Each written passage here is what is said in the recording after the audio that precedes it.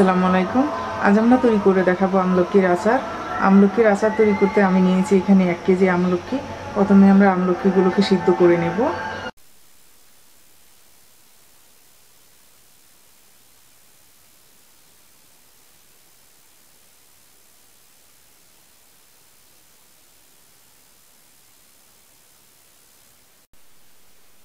দিয়ে দিচ্ছি হাফ চা চামচ হলুদের গুঁড়া,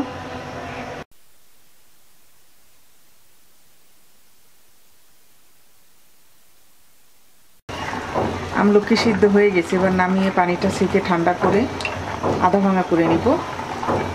এবার একটা মশলা তৈরি করে নেব। চুলায় একটা ফ্রাই প্যানে দিয়ে দিচ্ছি হাফ টেবিল চামচ আস্ত ধনিয়া, 1 টেবিল চামচ পাঁচফোড়ন, হাফ টেবিল চামচ মৌরি, 1 চা চামচ রাঁধুনি। এই মশলাটাকে আমরা হালকা একটু ভেজে নেব। মশলা ভেজে নেওয়া হয়ে গেছে। এবার নামিয়ে আধা ভাঙা করে গুঁড়া করে নেব।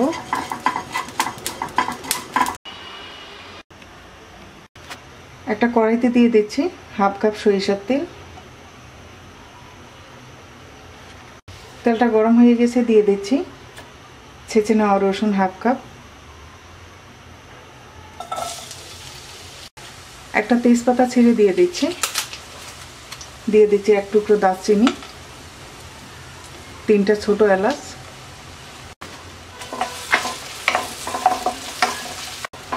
রসুনটাকে হালকা ভেজে নেব। রসুনটা হালকা ভেজে নেওয়ার পর এবার আমরা দিয়ে দিচ্ছি আমলকি দিয়ে 4-5 মিনিট ভেজে নেব।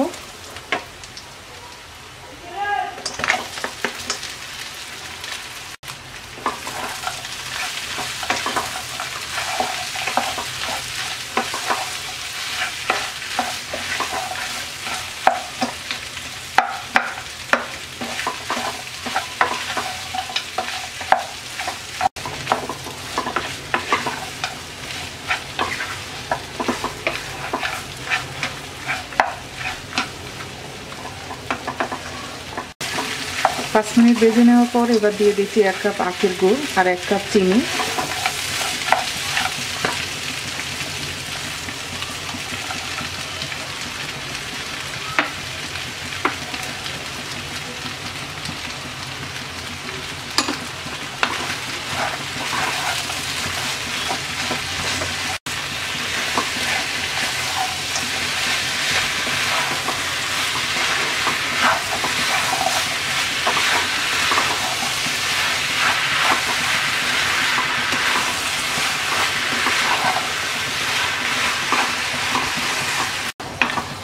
এবার দিয়ে দিচ্ছি 1 চা চামচ মরিচের গুঁড়া, হাফ চা চামচ হলুদের গুঁড়া, স্বাদ মতো লবণ,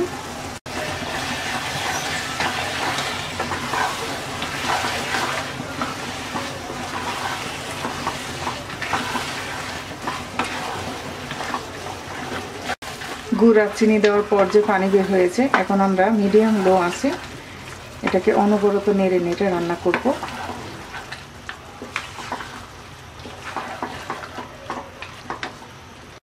পনেরো মিনিট রান্না করার পর আচারের পানিটা শুকিয়ে কালারটা অনেকটা চেঞ্জ হয়ে আসছে।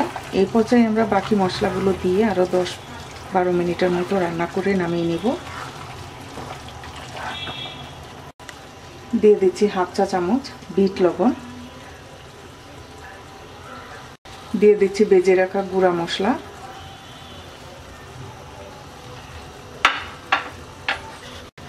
দিয়ে দিচ্ছি 1 টেবিল চামচ ভাজা কুটা মরিচ,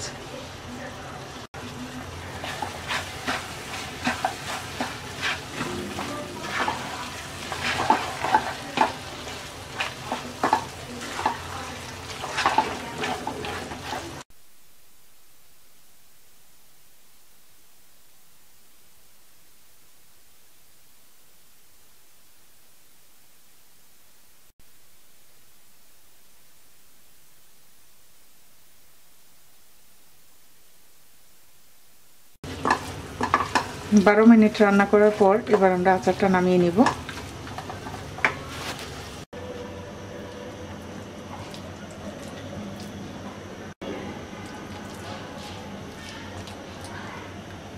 তৈরি হয়ে গেছে আমাদের আমলকির আচার। আশা করি রেসিপিটি আপনাদের ভালো লাগবে। আজকে এই পর্যন্তই। সবাই ভালো থাকবেন। আল্লাহ হাফেজ।